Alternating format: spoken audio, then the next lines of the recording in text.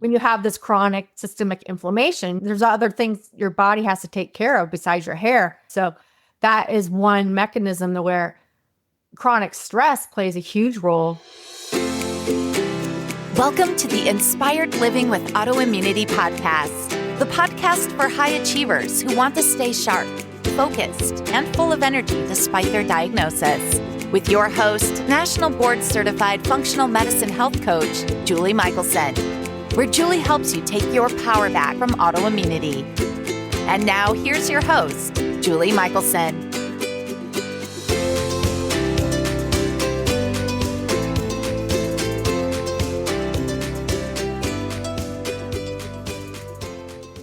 Welcome back to the Inspired Living with Autoimmunity podcast. I'm your host, Julie Houghton. In today's episode, I am joined by Julie Olson, who is a triple board certified nutritionist and functional medicine practitioner.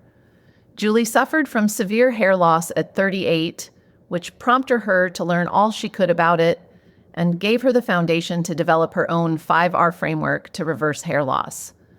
Even if you don't have quote-unquote severe hair loss, your overall health will improve when you follow Julie's protocol. Julie, welcome to the podcast. Oh, thanks for having me. I am so glad we're finally doing this. We've been talking about it for years, and I'm really excited because I think this is more than ever, and we'll talk about why. More and more, I'll say women, people probably in general, but women are struggling with hair loss. And so can you share your journey with us? I know it was your personal story that got you to become such an expert and such a resource for women looking for support. Sure. So yeah, I mean, you're exactly right. It's women hide it. You know, we're ashamed of it. Society doesn't accept it. So my journey started when I was 38. I'm 62 now. But you look 38 now. But that's when I was 38, my hair was falling out in handfuls and clumps, months after months. And it got so bad, you could see my scalp as clear as day. It was horrifying. And I went from practitioner to practitioner. And they all basically said the same thing, that there's not much you can do because it's probably genetics, but you can try lifelong medications. Now, Seriously? did you have women in your family that you knew of that had experienced this? No. Okay. I was just curious. Yeah. You know, even then I wouldn't buy the genetics story, but I was just curious. Yeah. I didn't buy it either. And so fast forward, that's the time when I moved back from California, to Colorado. And I moved back, full disclosure, I was a media research analyst at Warner Brothers, and I got the call that my mom had stage 3 cancer, and we're really close. So I moved back and worked in television. I worked at Channel 2 and Channel 4, CBS in Denver. And I just got disenchanted with the business and more interested why she got so sick. And it was at that time that I realized I was putting blinders on my own health. And when my hair started falling out in clumps, I'm like, Yeah. I'm quitting. So I quit. I went back to school, and it's the best thing I ever did. Wow. Amazing. Yeah. And so obviously you're not wearing a wig, right? Obviously No, you nailed it. So not genetics for you, right? No, your hair no. loss. What did you end up figuring out for yourself that kind of led you into, you know what, I'm going to help people figure this out? Well, I was a hot mess. I was literally, after I started digging, I realized I was a hot mess. And it started with my lifestyle choices, which I know you're such an expert on, but I was living a very fast lifestyle in LA. A lot of late nights partying. Yeah. Yeah. Well, as people do. Yeah. But I wasn't eating well. Okay. And then after I started digging deeper, I found out I had hypothyroidism, H. pylori, Epstein-Barr virus, not a little, like 3,000 in the 3,000 range. So active. Normal range is like 240 or something, like ridiculous. I thought, oh, I'm just tired because of my lifestyle. Right. What else? Dysbiosis bad. So pretty much all the things. Yeah. Celiac. And other food sensitivities. Those are the main things. I mean, it was really.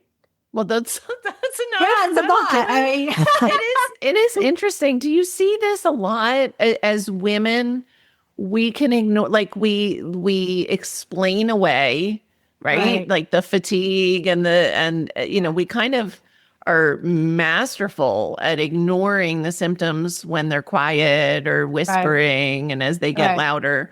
But hair falling out in clumps, that gets our attention, right? Right. And that's why I call it a gift. It was my gift. Right. I literally would not have stopped. I wouldn't have changed everything. Yeah. And maybe that's it. Yeah, it can be vain, but women, men too.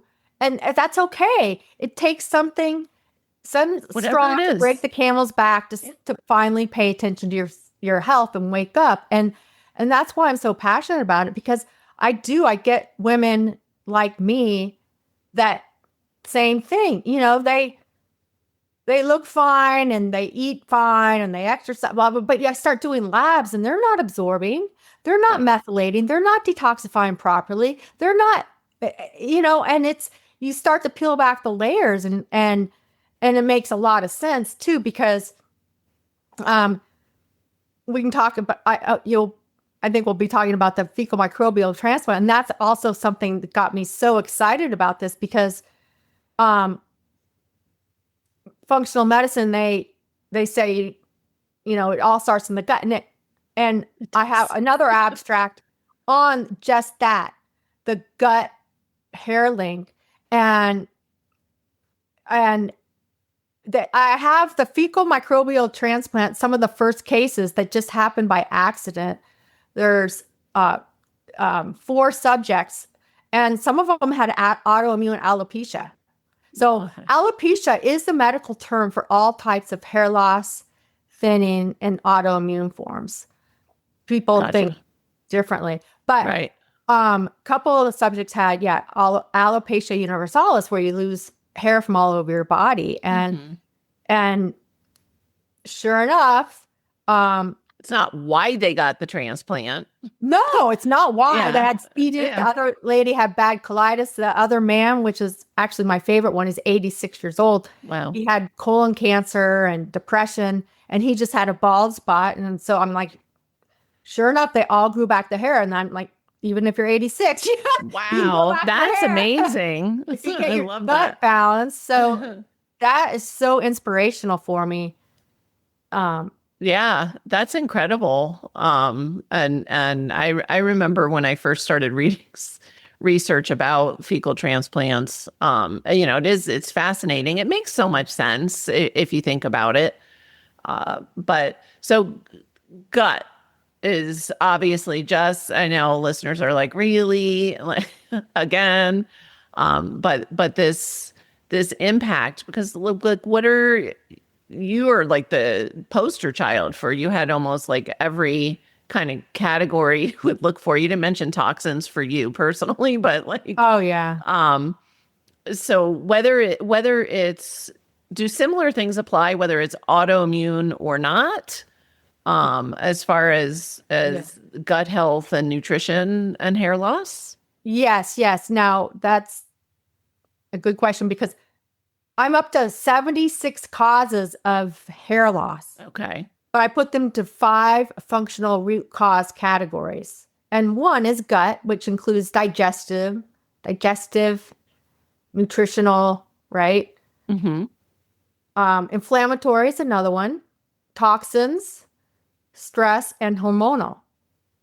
Yes. So, and there's overlap in those as well. So it's not really about the gut per se, but it kind of always goes back to the gut, because we create our hormones in the gut. If we have stress, how in the heck can we absorb our nutrients, and stress plays a big role in that in triggering inflammation. And when you have chronic inflammation, it actually, it's gonna it does the same to the hair follicle. We don't need our hair, and so it's gonna take care of everything else. Sure. And that's another reason why COVID, they called it the COVID shed, it was inflammatory. There's so many inflammatory cytokines and things running, bouncing around that your hair, it prematurely pops it from the resting phase. The growth phase to the resting phase. When you have this chronic systemic inflammation, your hair just, it can't, there's other things your body has to take care of besides your hair growth. So that is one mechanism to where chronic stress plays a huge role. Like other diseases and autoimmune conditions and everything. Sure. And medication. The reason I say all roads lead back to the gut, and I don't mean it as in you have to manage the stress, you have to, remove the toxins, whatever the things are, those factors, but all of them affect the gut. So if you're ignoring, if you're like, well, I'll just get my, toxic burden down, and you're not healing the gut, it's not going to help at all. Right. Are there, we say at the clinic all the time, like you said, your hair's not necessary, and so to the body, to physiologically, it's going to be the last thing that gets those resources. Right. What are some either foods or eating styles that you feel contribute to hair loss? What are we kind of doing wrong? Well, it's first how we're eating. Most people are eating on the run. Not digesting or standing up. Yeah. My husband's jiu-jitsu group came over to watch some fights or something a couple of weeks ago. They ate their entire dinner standing up. Yeah. I'm like, they say, oh, we do it all the time. Yeah. And they're not, people don't chew. You have to be in the rest and digest in the parasympathetic state in order to, assuming you've even done the work to heal your gut. I know. Are there big nutrients you see frequently missing? I know you do, a lot of testing. Yeah. You're not guessing with your clients. I know, like us, it's individualized. You have your framework, and we'll touch on your framework as well. But are there certain kind of deficiencies or, eating patterns that you see kind of frequently, oh, yep, there it is. Yeah. Well, a vegan and vegetarian it's really, really difficult to have to grow your hair just in general, because we need those essential and branched chain amino acids you don't get on a vegan or vegetarian diet. Right. And I test those. I'll see where all their amino acids are at. Yeah. But our hair, they call it keratin, but that's protein. Our hair is made of protein. We need, yeah. Well, it's important for people to hear, because so often, and sometimes it's for other reasons, but often people are making that choice because they're intending for it to be a healthy choice. Mm-hmm. And I too, it can long-term cause a lot of problems for the body beyond hair. Yes. But so it makes perfect sense to me, but I just wanted to hear your take on that. Yeah. Yeah. But there are some top foods. I can rattle them off. Sure. Pretty much, I'm a real fan of the paleo, the anti-inflammatory autoimmune diet, some of those, but I have recipes with these particular foods because they are, from my research, the top hair health foods. You want me to run through it? Sure, not along, but if you have favorites that if people can hear I'm not incorporating that in. Sure. Okay. Well, leafy greens, salmon, olive oil, avocado, onions, pumpkin, Brazil nuts, sardines, eggs, lentils, oysters, organ meats, livers. Great hair food. Yeah.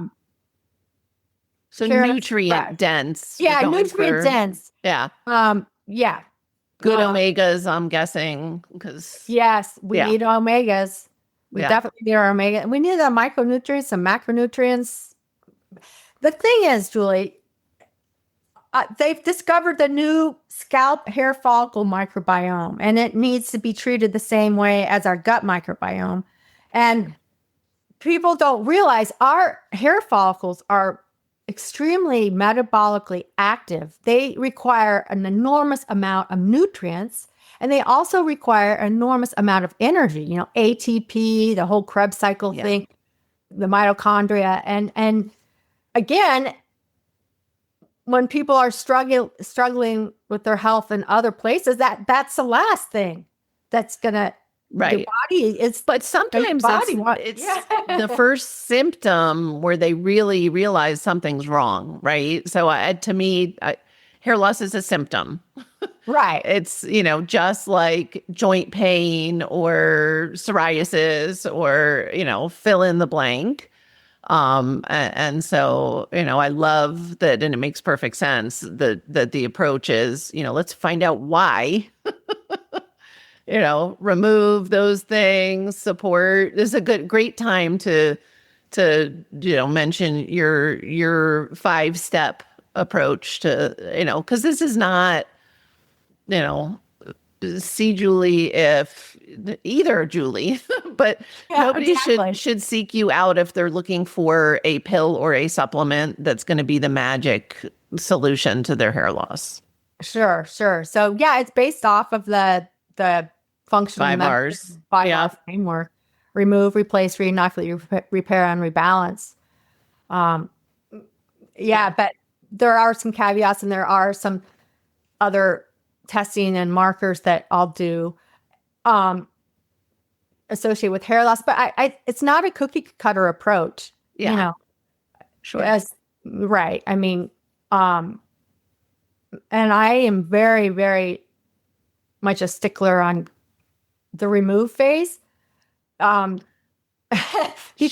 Yeah. Well, I mean, it's like people say to me all the time, do you say that you healed your RA, or that it's in remission, or that you never had RA? And I'm like, well, I don't usually say any of those things. But what I will say is if I go back to living how I was living, I will be symptomatic and probably diagnosable again. At some point it'll catch back up. So the removal, you can't do the same thing, right? It's the definition of insanity, right? Like you can't do the things that got you either sick or experiencing hair loss, and often it's both, and expect results. Right. So I love that you're pretty open with no, there is a remove. Remove is important, and that's where we start. Right. What are kind of are there across the board things that that are included in the remove phase for most people? Yeah, I'm seeing a ton of candida, H. pylori, toxins, toxic overload, a lot of food sensitivities. But that's, and nutrient deficiencies, hormonal imbalance. But I see on the gut tests, I really like the gut tests. I like the other test, Nutraval, where it looks to see if they're methylating, detoxifying.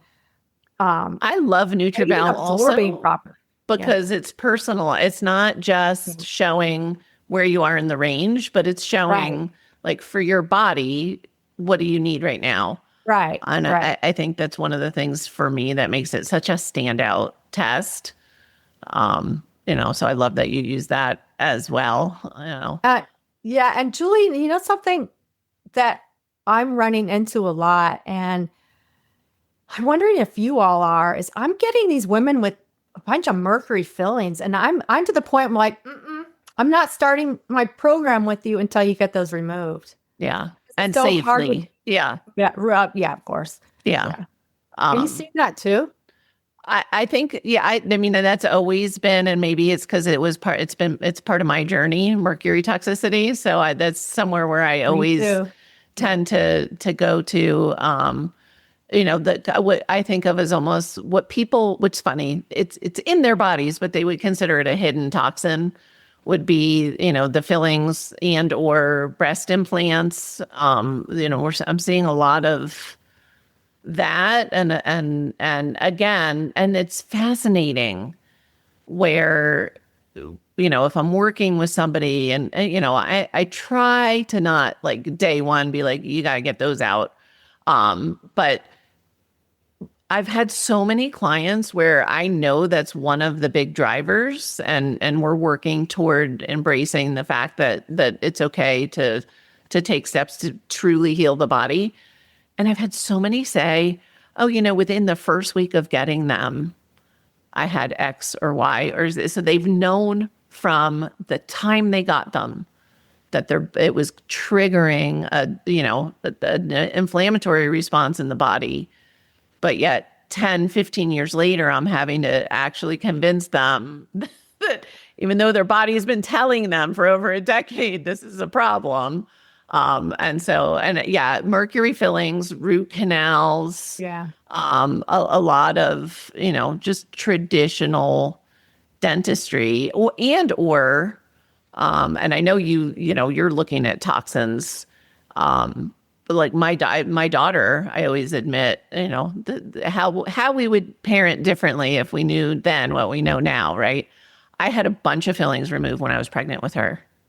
Oh, wow. So she had mercury toxicity, not from her own fillings, but from her in utero exposure. Mm-hmm. So, there's a reason why we test, right? Right. Right. Yeah. Right. So the first part of my career, I've been a nutritionist for 15 years. I was a nutritionist for Natural Grocers. You know who that is? Sure. For 6 years. And then functional medicine practice. So testing, and I know how it is when you don't test, and I know how it is when you test. Right. Even for something as simple as food sensitivities, because you can tell someone till you're blue in your face that, you need to remove certain things. Yeah. Yeah. And then I just want to, before I lose a thought, jump back to the mercury. I just published a blog on mercury, and it has a ton of references. So, I mean, fun. Just because it is hard to figure out, I think for a lot of these people, like, what's the link between removing my mercury and right, hair loss and mercury? And I want to highlight again. I commented on safe removal, and I did a great episode several years ago with Charlotte Aronson, who's a biological dentist. If you listen closely to what I just said about my daughter, yeah, exactly. The removal can be a way higher exposure than leaving them in your mouth. Properly. So use the smarts, and there's some certifications. Yeah, it's on my blog. Yeah. So I just want to highlight that for people. I don't want people running to their regular dentist and getting their mercury fillings removed. Yeah. That makes it worse. Yeah. So mercury is a big one. You mentioned, so I'm going to highlight, and people already know my bias anyway. You mentioned gluten, because I agree. I'm at the point where, it's so helpful to have advanced testing now where people can see what their body's reaction versus, Julie said, don't eat gluten. Yeah. Gluten, again, we've known since 2015 that it can contribute to leaky gut, even for people that have never been gluten sensitive. So that's a component of the spiral. Right. Yeah. You and I know too much about gluten. We know it's not good for anybody. Well, right. It's such a large protein to digest. Yeah. And I have evolved that and this is the perfect segue into what I want you to share with us. But I really have evolved to question, is it gluten or is it, the gluten glyphosate that, the wheat? We have modified the wheat in our country to contain higher levels of gluten and certain proteins. And it's all saturated with glyphosate here. That's the last thing they do at harvest is spray it again with glyphosate because it helps dry it out. Like it's so hard to pull those apart. That I really do. It's like, okay, question mark. Like, I think gluten as it was intended might not be the big problem for everybody. Right. That we see all the time in practice, because I know a lot of people that can go to Italy or go to Europe and eat gluten and be fine. Right. And people ask me all the time, like, well, you're celiac. Have you tried that? And I'm like, no, I'm not that brave because it's not worth ruining my vacation. And I'm celiac, so it's different. But you, I know, spent a couple weeks, not just in Italy, but this will kind of circle back to lifestyle and stress too, in Sardinia. So blue zone. Right. Yeah. Which is we talk about as we're trying to study these blue zones and figure out, what is this secret to longevity and health span and, living not just longer, but well. So can you share a little bit with us? Because that's it's not like you were there for a day, like you were there for 2 weeks. Yeah. And then we went and took a cooking class and we made bread. And the flour, that's part of the problem is in America, they hybridize wheat. Yeah. So it has bigger yields. If you see a picture of wheat in United States and wheat in like Europe or anywhere else in the world, it's much smaller. It's a different, the United States is huge. Yeah. And it's different color. So the flour there is really yellow. I mean, not light yellow. It hasn't been bleached. Yeah, we bleach it. We do all sorts of things to it. Besides we strip everything out of it, and then we like throw crappy versions of stuff back in. Like it's crazy. Yeah. Did you eat the bread? I did. I ate it. You're and I was so fine. brave. But Julie, I did the same as you because I was in Europe for a month. Yeah. I was in Ireland, Greece, and then Italy, and I was gluten free. I mean, I'm like a Nazi on that. Yeah, I'm right. Yeah. Wow. Amazing. But yeah, and they don't add. I mean, they just make it's like flour and water. It's how they made the bread. And, you know, United States, all kinds of stuff. Yeah. Amazing. So share some of your wisdom you picked up there, other than, again, highlighting like our food system in this country is completely adulterated, if you could even call it food at this point. Yeah. And so a lot of the problems, again, because people will say, people have been eating wheat for, a long time. And I'm like, not this wheat, not what we have here. But what else? Because you highlighted even in your own journey, this stress is such a big driver of chronic inflammation, gut challenges, despite like all the things, right? Yeah. Again, because they're not separated in a box. We're integrated humans. Right. So what else did you get to experience or witness there that you think like, I can see why I got sick living the way I was living, right? Right. Well, they slow down. They enjoy their food. They enjoy their family. They respect their elders. They have a purpose. They move. They just walk everywhere. But they enjoy their food. They drink wine, but it's all organic. They have coffee. It's all organic. And they enjoy, the big thing is meeting for coffee in the morning and then meeting to have a glass. They don't overindulge. Right. Everything's in moderation. And I didn't see supplement stores. I didn't even see gyms. Yeah. Well, I just saw a lot of people out on the streets, just hanging out and talking to each other. I didn't see people with hair loss. Isn't that amazing? Yeah. Yeah. But they have a purpose too. I mean, they're Huge. very family oriented. And if they do work, they're very, seem to be very into whatever they're doing. Very passionate about it. Purpose. Yeah. Yeah. Yeah. They're definitely not eating standing up, and they're chewing their food. Like we talked about earlier, but it just seems so simple. Simple. It is simple. It's so basic.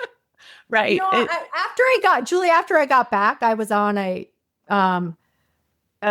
summit, a biohacking summit, and he's like, "So, what are your top biohacks, and what did you learn?"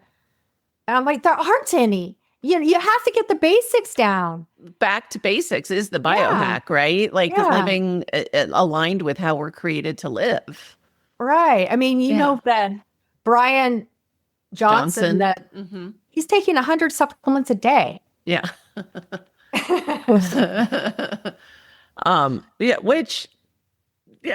a whole nother podcast. Yeah. But it does lead me to, because this, I do want to make sure that we get to when it comes to supplements for hair loss. I want to talk about biotin, because almost every woman that mentions hair loss as an aside, will say, "I'm taking biotin," or, you know what I mean? Like we were talking before I hit record. I remember 15 years ago stealing my horse's biotin that she was taking for her hooves because I thought that might help my hair loss. So can you share with us? I know, you've done a lot of research on biotin. Is it a good thing for everybody to be taking to support hair health? No, because we get enough in our diet. Biotin deficiency is extremely rare. Okay. Very rare. I mean, you get it in common foods. We get enough, and the RDA for biotin is 30, and they're selling like 10,000 micrograms of biotin in a lot of hair health supplements. But it's extremely rare unless you have this rare genetic disorder, which affects 1 out of 140,000 people. Holy cow. That is rare. If you're getting long-term parental nutrition, like intravenous nutrition. Sure. If you have long-term antibiotic use. Okay. If you're an alcoholic, or you have liver disease, or if you do dietary extremes like raw eggs, because they bind to the biotin and prevent. That would have to be a lot of raw eggs. We're not talking about one Caesar salad, right? Right. And then in pregnancy, women require, when they're pregnant, just a little bit of extra biotin. And then certain medications deplete biotin, anti-seizure medications, and some medications for acne, and even some medications for Crohn's disease leads to biotin deficiency. But I mean, that's such a small specific percentage. Right. Yeah. And the problem is, there's a lot of nutrient interactions, yin zang, you kind of need to balance out your copper and zinc. Well, if you take too much biotin, it's going to interfere with the absorption of a lot of the B vitamins, B5, B6, B12, and it's going to mess up your ferritin. And then it has the potential to disrupt your metabolic, especially your kidney and your liver, because it alters the glucose metabolism, exacerbating hypoglycemia and diabetics. Wow. Okay. And then so it's not benign. That's what, I mean, even us, we're like, oh, it's biotin, it's a B vitamin, it's water soluble. No. So, okay, and then it also, because you mentioned this balance of things, right? Like every system in our body has an opposing force. Everything like you mentioned, which is like a beautiful one, the copper zinc, like it's the ratios are really important and they matter. And so I want to highlight, like you mentioned this interaction with ferritin, and ferritin levels can be really related to hair loss, right? Oh yeah, but it also interferes with your thyroid levels and vitamin D measurements. Wow. Over 200 labs, vitamin D, B12, a lot of the antibody tests. And the most concerning one is the tripopin, because it's a cardiovascular. Okay. It's a cardiovascular marker. So if someone comes in taking a lot of biotin, it can make that number incorrect. And there's actually, I have a documented heart attack that was missed. Wow. Because the labs came back abnormal. Yeah, and also it can cause skin problems, which is interesting because they market it as healthy hair, skin, nails, right? I even had some clients come in and they're like, yeah, whenever I take biotin, I get acne. And that's documented.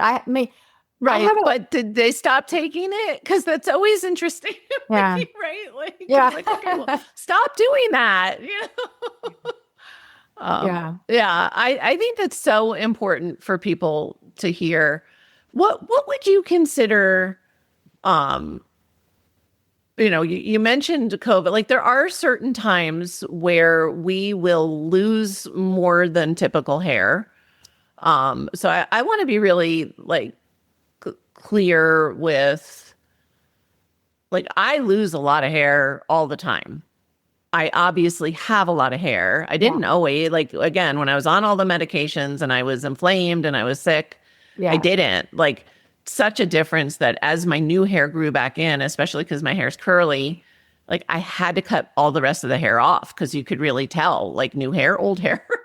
Yeah. But I tend to, it is typical to drop hair. 100 hairs a day is typical. That's normal. How many? 100. Okay. 100. And then there's certain things. Sometimes women will get concerned because they'll feel like all of a sudden they're losing more hair. You mentioned COVID. I think it's a common post-viral syndrome. I would say post anesthesia. What are some? After pregnancy, after they have their baby. Yeah. But also seasonal changes. You're going to lose hair going into each new season. Okay. So not always time to panic. No. But if it's day after day, week after week, month after month, then you need to panic, because there's also a bit of an urgency here. When it gets to the point where there's scarring of the hair follicle, and you can usually see that because it's a shiny scalp. You see a lot of men with it. That's scarring of the hair follicle. That's almost impossible to reverse, that type of hair loss. Okay. Yeah. Once you've scarred up.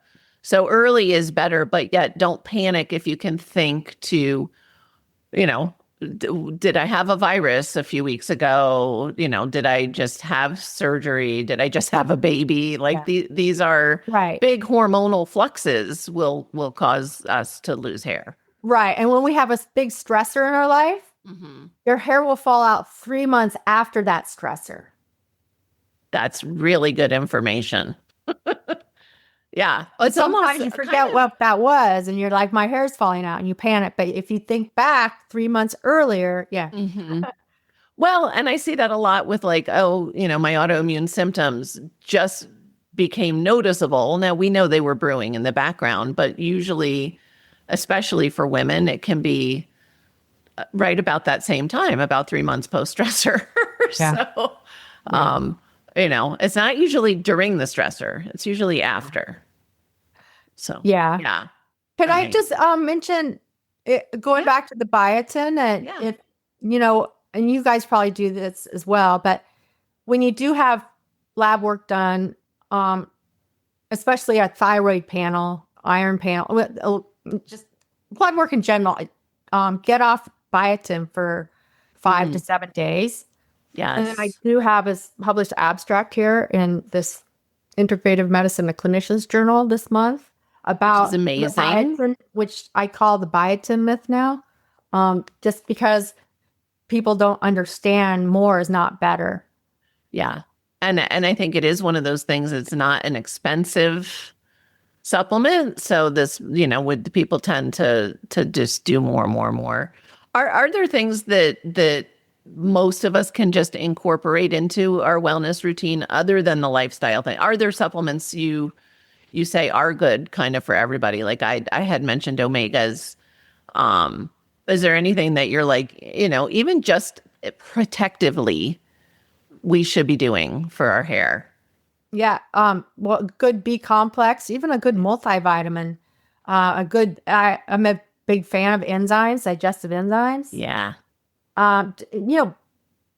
Again, going back to getting your gut healthy and keeping it healthy, some of those core supplements, I mean, there are certain nutrients that help with hair, like collagen and horsetail and silica. And I mean, there's a whole list of them, but it's not going to work and you're going to waste your money if you think you can go out and get a hair supplement and your hair is going to grow back. Right. It's 99% of it is deeper because, again, like we talked about earlier, Why are you deficient to begin with if it is a deficiency? Exactly. Right. Yeah.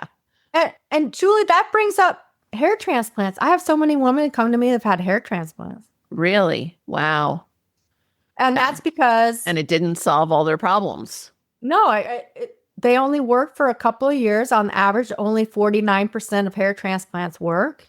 And beware of those discounted hair transplants in poor countries, because that's going to talk about scarring. Right. That's going to cause lifelong scarring. And then even PRP treatments, it's very, very painful. And there's just limited evidence that they work. So, first, yeah. And if you're not, foundational, right? Like if you address the drivers and you're doing all the lifestyle things and you've, like you said, you've repaired and restored and you've done your 5 R's and then you want to do like a PRP microneedling, great, fine. But if you're not going to do the other stuff, there is really nothing that's going to fix it. Right. Yeah.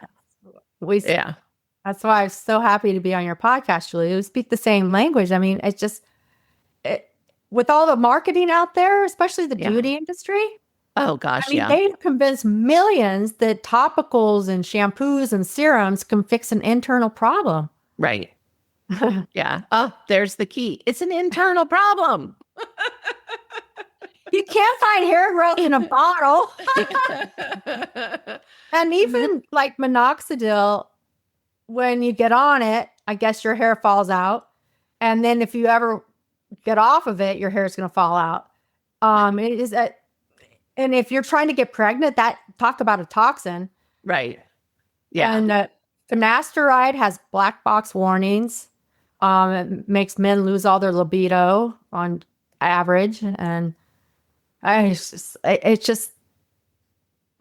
now I just heard that the pharmaceuticals are in a race now to create a pharmaceutical because the GLP-1s are causing hair loss. Right. Well, because of nutrient depletion and protein depletion, like it's not rocket science. Right. Let's give you another. That's the approach, right? Let's get everybody hooked on this pharmaceutical, and then we can create another pharmaceutical I say all the time, I think of the 10 medications I was on at the end, probably, at least 4, if not 5 of them were for side effects of the other medications. I mean, it's such a racket. So insane. What triggered your RA? Unknown celiac. I had Hashimoto's that wasn't diagnosed till way later. Celiac was diagnosed before the Hashimoto's, both way after the RA. But I had mercury, lead, I had, toxicity issues MTHFR that I didn't know about. And this one will speak directly to you. Grew up low fat. So I was depleted of healthy fats. And so that combo, the diet and the stress, no doubt, because knowing what I know now, I should have never been able to even start to feel better on my own.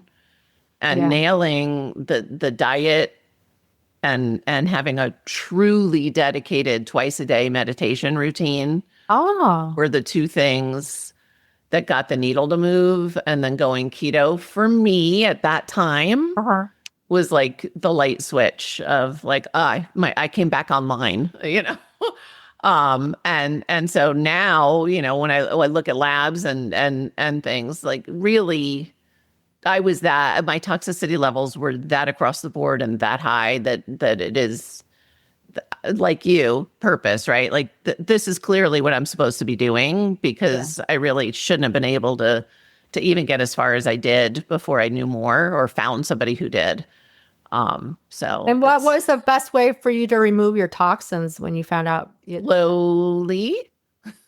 What did you do? Same thing we do with that, supported my body's detox processes, movement, sauna, binders. I still take binders. I will always take binders because I'm a collector. So you take them like on an empty stomach once a day or something? I take them with, I use, targeted binders, and I'll take them. I take them twice a day. I'm not talking about, which I will take, like if I'm traveling and eating somewhere where I'm, concerned about the oil or the food quality, or I'll take something like a charcoal, but these are targeted binders I just kind of rotate. At one point I had done chelation for the lead, and I muscle wasted it, even though I was being really careful and monitored. It was not the right way for me to do it. So, but and then again, back to the B vitamin, supporting my body's detox processes, and just realizing, and obviously limiting. By the time I found out I had high toxicity, I mean, I was already limiting exposures, right? Yeah. Like but my home is my haven, and,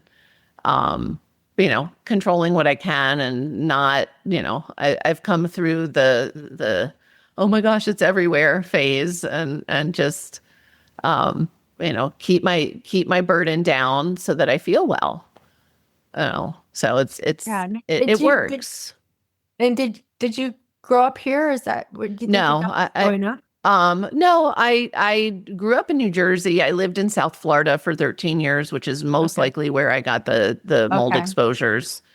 And then things like getting a bunch of fillings replaced while I was living probably with mold exposure, just tipping point, Yeah. And so it is always individualized, and I still, I say I have to. I choose to still always be as careful as I can without it being, it's not stressful. I use clean products. I'm mindful of what I put on my body. But I know just from, I still have glyphosate in my system. I've been eating organic ever since it was a thing, right? Like, so I like to keep stuff. I'm an internal hoarder. So it's just always a process. Yeah. But we always say, low and slow, like detox should be boring. And if you feel it, it's too much. You're right. We're supposed to be healthily detoxing every single day. Yeah. Yeah. And absolutely. These detox protocols, these harsh... And I sleep well, and I drink a lot of water, and I poop, every day at the very least. And all the things that, again, back to basics, right? I'm not going to go after, something like up in the sky. If somebody says, well, I poop twice a week, it's like, oh, we're going to start there. And then, build as we go. Right. So we're at the point in the conversation where listeners are waiting to hear What is Julie's one step that people can take starting today to improve their health? And this can be anything under the sun. One step. I know it's tricky. Well, let's just go back to what I've said twice on here. I guess that's an easy step is to just enjoy your food, your company. Mm-hmm. As nutritionists, we say, drink your food and chew your liquids. That's extreme, but drink your food and chew your liquids. I mean, but yeah, seriously, you've got to slow down and absorb what you are consuming. I mean, yeah. I think the people on this podcast probably do eat healthy, but are they still stressed out? Are they Sure. Are they eating standing up? You know, right? My grandfather, who was such a character, used to chew his food. So he used to drink his food. And we just thought it was the funniest thing, you know, as a kid. He would say, you should just literally chew until you probably don't have to swallow. Like, you know, just, and we always thought it was a little wacky. Yeah.